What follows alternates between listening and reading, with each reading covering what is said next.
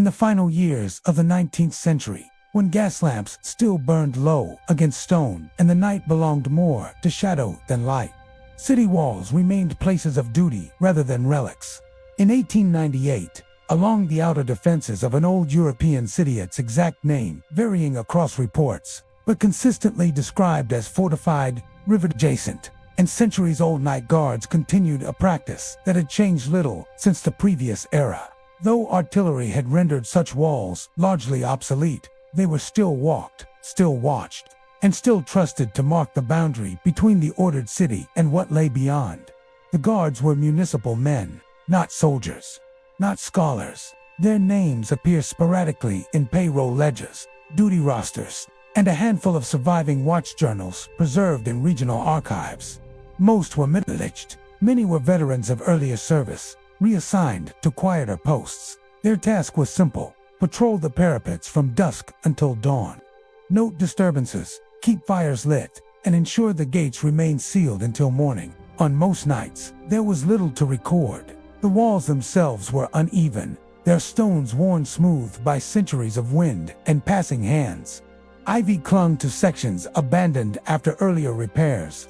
Narrow stairwells led to towers that overlooked the city rooftops on one side, and open landfields, river marsh, and low forest stand the other. From these heights, sound carried oddly. Footsteps echoed where none were present. Voices from below, bent and returned, distorted. This was known. It was expected. According to a guard rotation log, dated October 1898, nights were already growing colder. Fog was common after midnight, particularly along the river-facing stretches of wall. Lantern visibility could drop to a few yards. Men were instructed to patrol in pairs during those hours, not out of fear, but practicality. Yet in the same log, a marginal note appears, written in a different hand than the rest. Visibility poor. Sound carries strangely tonight. No further explanation is given. Local newspapers from that autumn described nothing unusual, no crimes, no unrest. The city was quiet. Markets functioned. Churches recorded normal attendance. Weather reports note mist, light wind, and seasonal dampness. Life moved on its expected track. And yet, among the guards themselves, there were subtle deviations. One man, recorded only as H. Bauer in a duty ledger, requested a change in patrol sector after several nights along the northern wall. No reason is listed. Another, J. Kessler, noted in his personal notebook later, donated by descendants, that sleep had become unreliable following late shifts. He attributed it to cold air and the strain of walking stone for hours. But then, in the final week of October, entries began to change in tone. Several guards independently noted moments of stillness that felt unnatural. Not silent cities are never silent, but an absence of expected sound. No wind along the crenellations, no distant carts, no river movement audible from above. One report mentions lantern flames wavering without breeze. Another describes a sensation of being observed from below the wall line, though no figures were seen. Importantly, none of these early accounts describe fear. They describe uncertainty, discomfort, the kind of unease that is easy to dismiss during daylight and difficult to explain at night. A senior watchman, whose name appears repeatedly in municipal correspondence, reportedly addressed the men during a routine briefing. He reminded them that fog, fatigue, and old stone could produce false impressions. He advised diligence, not alarm. The guards complied. Patrols continued as usual. Bells were rung at the prescribed hours. Notes were written. Lanterns trimmed. But by the end of the month, a quiet consensus had formed among those assigned to the walls after midnight.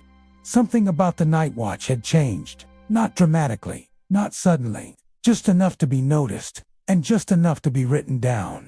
The first incident that drew formal attention did not announce itself with noise or spectacle. It arrived instead as a discrepancy, something small enough to be argued over, yet persistent enough to be recorded. On the night of November 2nd, 1898, two guards assigned to the eastern stretch of the wall completed their circuit later than scheduled. According to the watch ledger, their return was delayed by nearly 15 minutes. When questioned by the supervising watchman, Both men offered the same explanation, given separately and without elaboration. They had misjudged the distance. This was unusual. The eastern wall was among the shortest patrol routes, well known to those assigned there. It was straight, largely unobstructed, and bordered the river marsh below. Guards had walked it for years without deviation, yet both men insisted the walk had taken longer than expected. Not because of fatigue, not because of fog, but because the far tower appeared farther away than it should have been. The supervising watchman noted the explanation as imprecise and suggested fatigue. No reprimand followed. 2 nights later, another entry appears, this time from a single guard on a solo early evening patrol.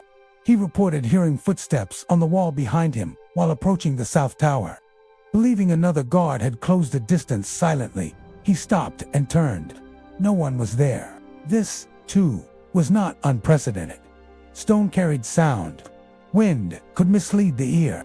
The guard wrote as much himself, concluding the entry with a practical explanation and no request for further action. But similar reports followed. Between November 3rd and November 6th, 4 separate patrol notes mentioned sounds of movement that could not be visually confirmed.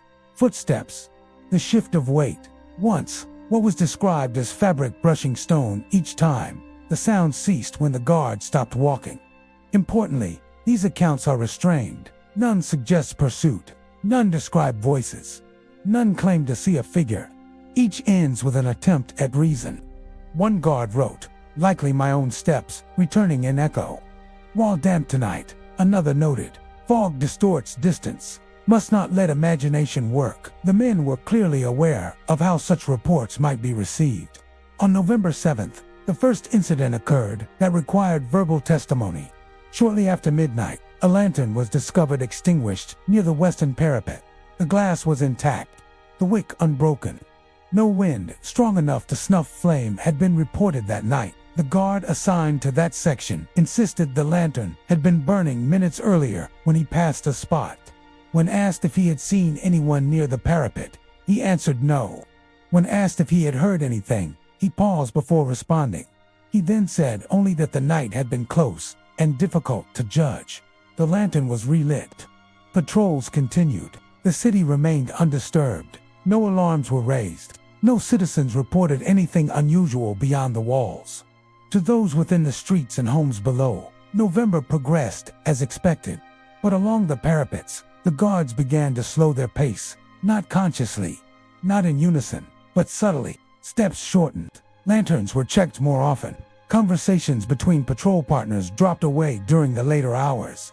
And in the margins of the watch records, brief additions appear more frequently. Sound unclear. Distance uncertain. Wall feels altered. These phrases are never expanded upon. No explanation follows them. What is notable is not what the guards claimed to experience, but what they did not. They did not speak of intruders. They did not speak of animals. They did not speak of one another. Whatever unsettled them did not fit an existing category, and so, for several nights, it was treated as an accumulation of minor irregularities, insufficient on its own to prompt concern, yet together forming a pattern that was becoming harder to dismiss. By the second week of November, patrol assignments were quietly adjusted. Pairs were kept together longer, solo routes were shortened, and the sections nearest the old towers where sound carried most unpredictably were avoided when possible. No official reason was given, but among the guards, an understanding had begun to take shape. The disturbances were no longer isolated, and they were no longer easily explained. By mid-November, the guards had grown accustomed to working around what could not be clearly defined. They did not speak of it openly, but changes in behavior became visible to anyone who knew the rhythm of the wall. Patrols that once crossed the parapets at steady intervals now overlapped. Guards lingered near towers longer than required, warming their hands at brazier points that had never before drawn attention. Lantern light was kept higher, closer to the face, rather than allowed to swing freely at the side. None of this was ordered. It happened naturally.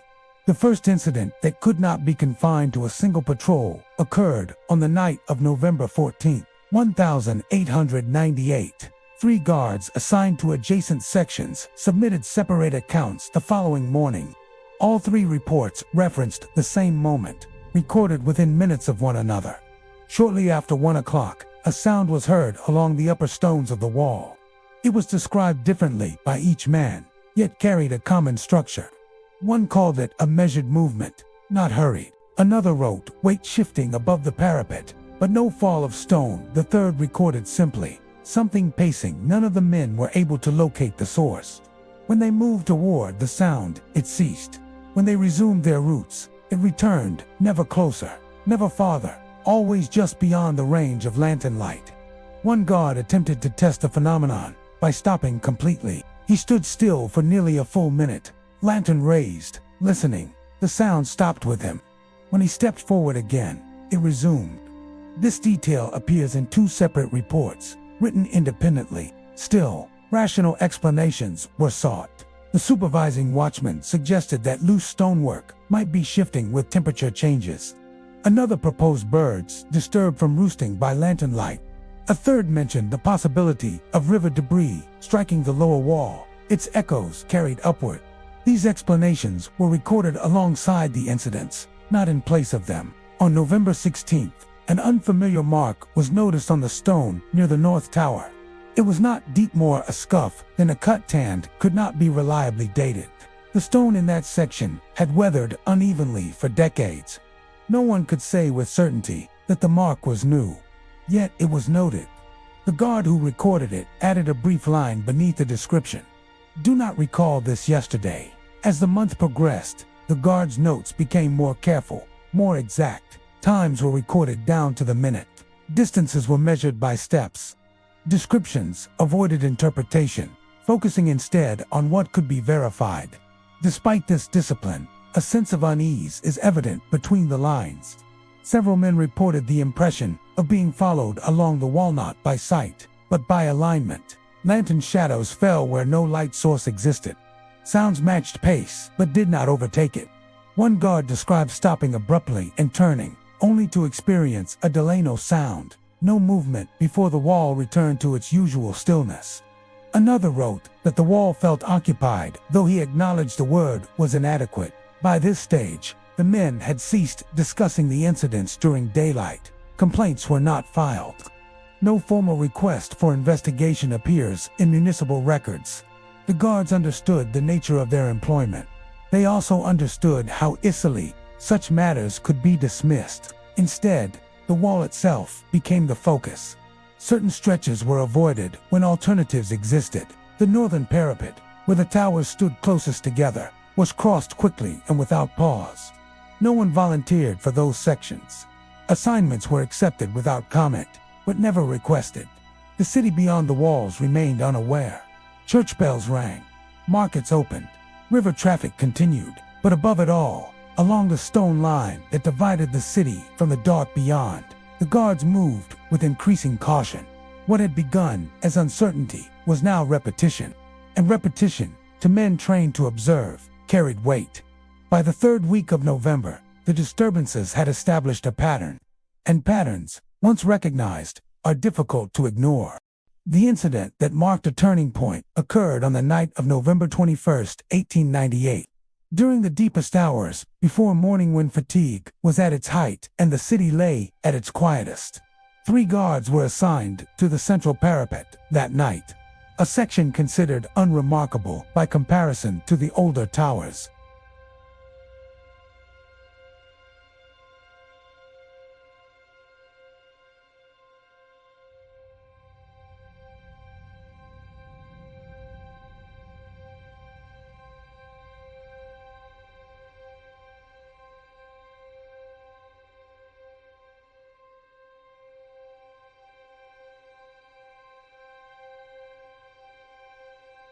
The closest word used was placement, as though something had shifted its weight deliberately onto the stone.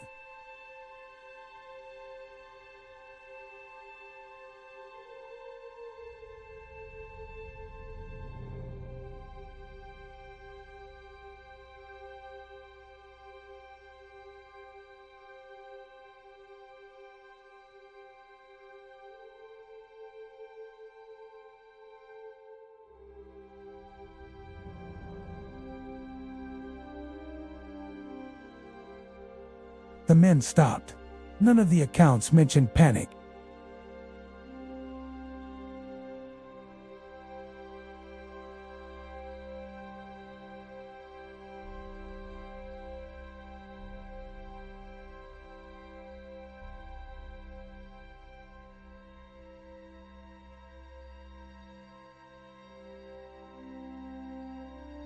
When one guard shifted his stance, the sound followed moments later, repositioning along the wall rather than advancing directly. No visual confirmation followed. The fog prevented a clear view beyond a few yards. The lanterns revealed only stone, moisture, and drifting mist. No figure appeared above the parapet. No movement broke the line of the wall, and yet the sense of proximity intensified.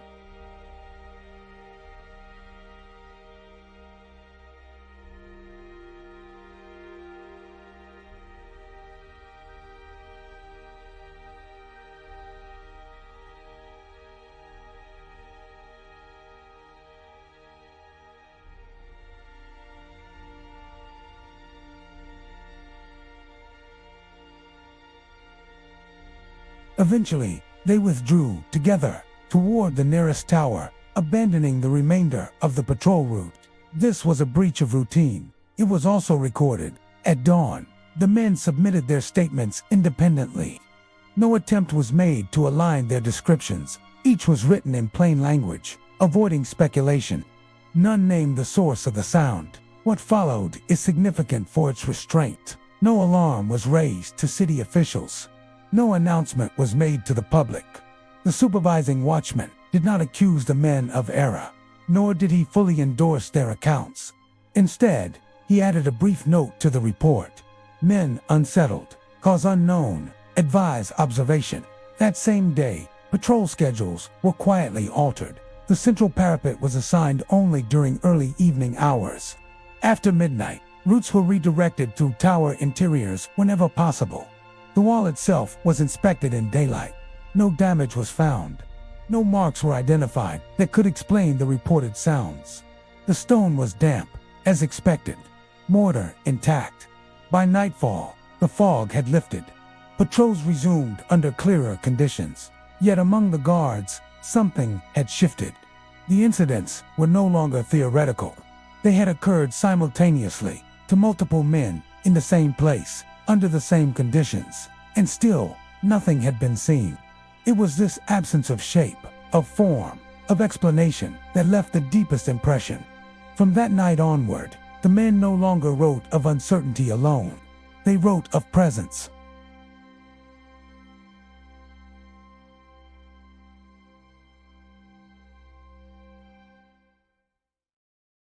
The incident that marked a turning point occurred on the night of November 21, 1898.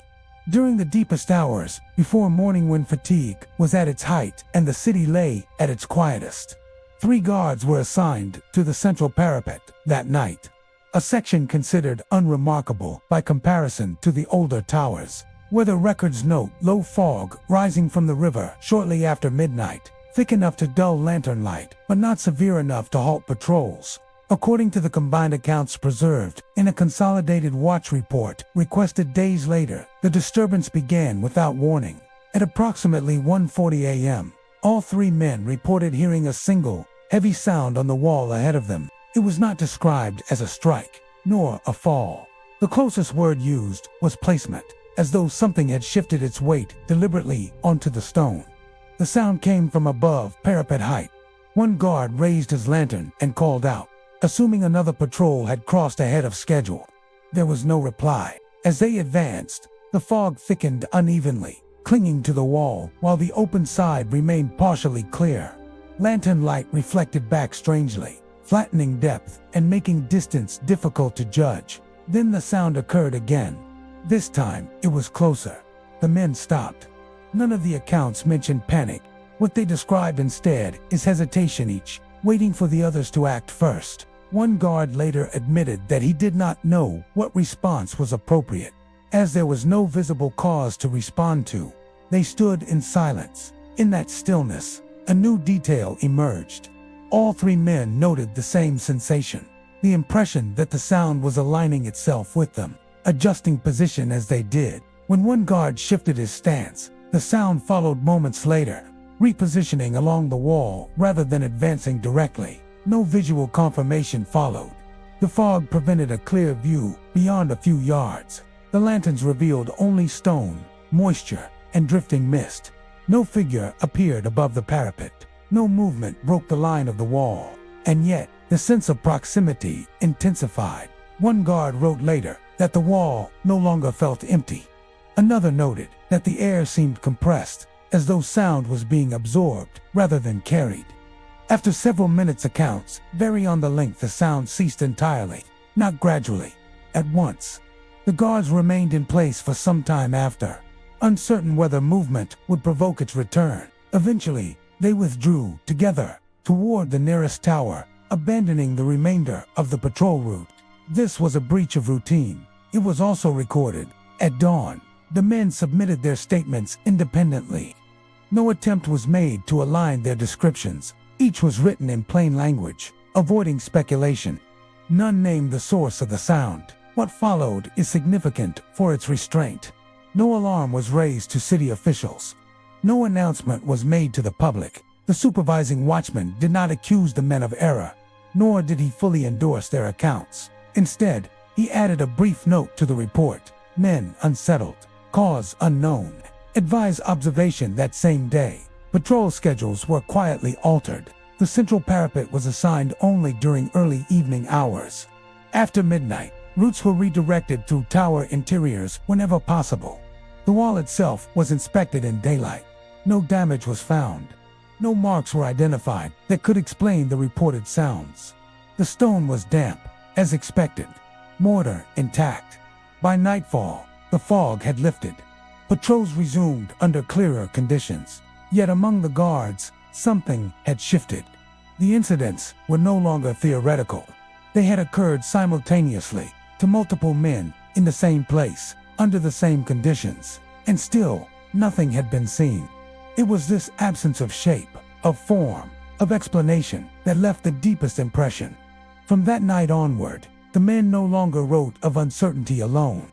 They wrote of presence, and they did so with care, as though aware that whatever they recorded might one day be read by others who were not there to hear what had moved along the wall beside them. When winter fully settled over the city, the disturbances along the wall passed from immediate concern into something quieter, harder to define. The official records do not mark an ending. Watch ledgers from December 1898 onward show a gradual return to ordinary entries. Patrol times, weather conditions, notes on frost, damp stone, and failing lantern oil. The language becomes procedural again, almost deliberately so. Yet the earlier entries, those marked by hesitation and careful phrasing remain untouched. They are neither crossed out nor explained away. They simply sit there. No formal inquiry appears in municipal correspondence. No funding request for inspection. No instruction from city officials to investigate or dismiss the reports. If discussions occurred beyond the watch house, they left no trace on paper. What survives outside official channels is fragmentary. A small number of personal notebooks, preserved by families rather than archives, contain brief references to the wall during that autumn. None describe the events directly. Instead, they speak of altered habits, avoiding certain routes, preferring interior posts, listening more than watching. One such note, written years later in a hand-grown, less steady, reads, "The wall was never empty again. Even when nothing happened, there is no elaboration. Local newspapers from the period remain silent. No rumors appear in print. No letters to editors. If stories circulated among citizens, they did not solidify into record. The city, outwardly, remained unaware." Later, historians who encountered these documents treated them cautiously. Most framed the events as a convergence of environmental and psychological factors. Fog affecting acoustics, fatigue distorting perception, the isolating nature of night duty on ancient stone. These explanations are plausible, yet they do not account for the consistency of certain details across independent accounts. The alignment of sound with movement, the shared timing, the repeated emphasis on proximity without visibility.